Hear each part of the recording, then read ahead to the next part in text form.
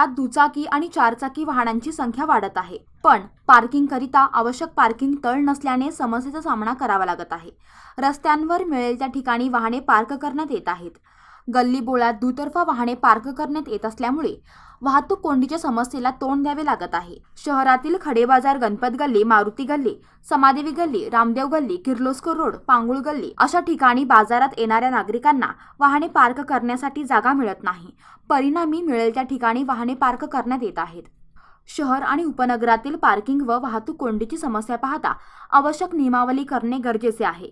ठिकठिकाणी no parking एकेरी वाहतूक होत आहे, पण याची अंमलबजावणी काटेकोरपणे केली जात नाही। त्यामुळे प्रत्येक परिसराची माहिती घेऊन व त्या ठिकाणी निर्माण होणाऱ्या समस्यांचा आढावा घेऊन parking zone, no parking zone, एकेरी वाहतूक व पार्किंग तळ निर्माण करण्याची गरज आहे।